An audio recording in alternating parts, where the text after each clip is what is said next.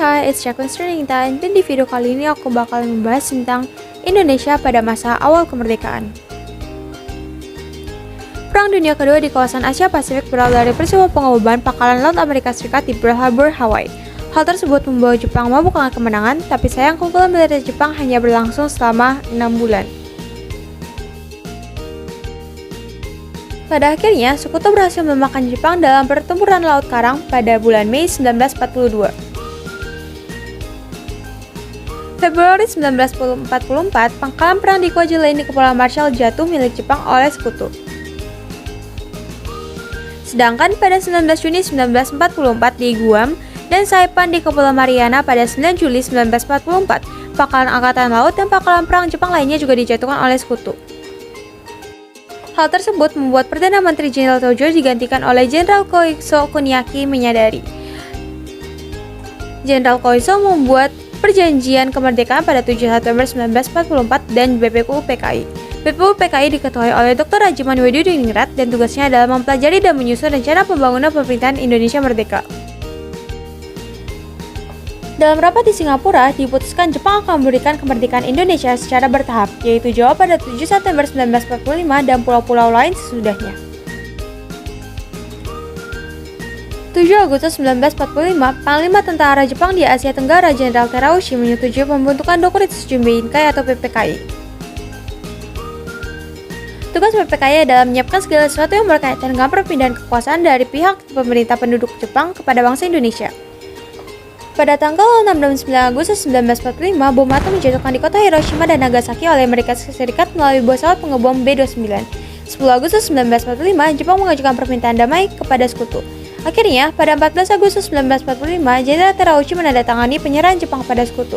15 Agustus 1945, Kaisar Jepang Hirohito memerintahkan penghentian permusuhan terhadap Sekutu. Sultan Syahrir mendengar berita penyerahan Jepang tersebut sehingga begitu Soekarno dan Hatta tiba di tanah air, Syahrir mendesak kedua pemimpin bangsa itu untuk segera memproklamasikan kemerdekaan Indonesia, tapi Soekarno dan Hatta belum dapat menanggapi desakan itu. Karena itu terjadilah vacuum of power atau kekosongan kekuasaan di Indonesia.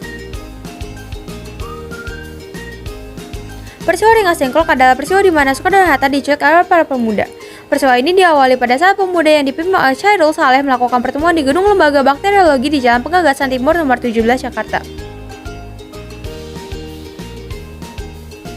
Pertemuan yang berlangsung pada 15 Agustus 1945 pukul 20 WIB ini menghasilkan keputusan sebagai berikut.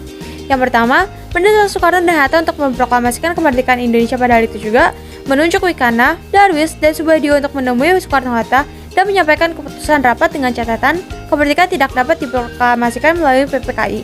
Dan yang terakhir, membagi tugas kepada para mahasiswa, pelajar, dan pemuda di seluruh Jakarta untuk merebut kekuasaan dari tangan Jepang. Sesuai ketentuan rapat, sekitar pukul 22 WIB pada hari itu juga, Wikana DKK menemui IR Soekarno di kediamannya di Jalan Penggagasan Timur nomor 56. Setelah beberapa saat, Hatta pun memberitahu bahwa usulan mereka ditolak karena perlu perhitungan lebih cermat dan akan timbul banyak korban jiwa serta harta. Para pemuda tersebut merasa tidak puas dengan jawaban Hatta. Sesuai rencana perundingan 16 Agustus 1945 pukul 4 WIB, Soekarno dan Hatta dibawa para pemuda ke Rengas Dengklok dipimpin oleh Shundacho Singgi.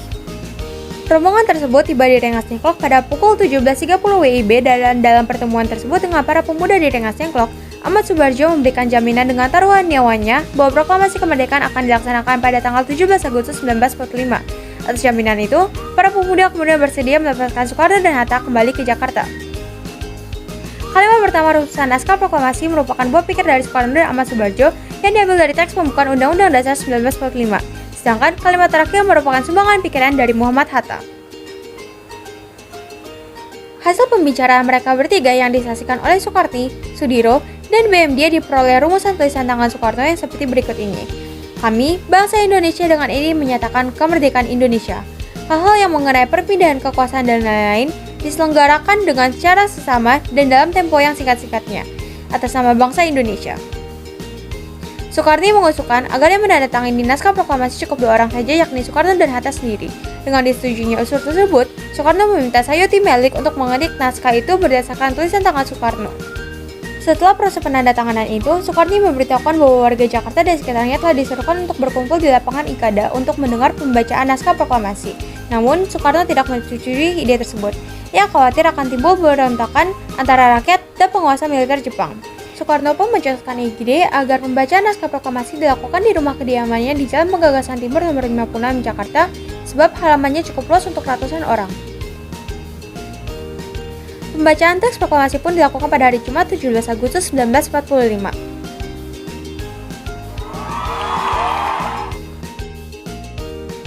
And they all live happily ever after. The end. Segitu aja dari Jack Listening Time kali ini, dan see you goodbye, dadah!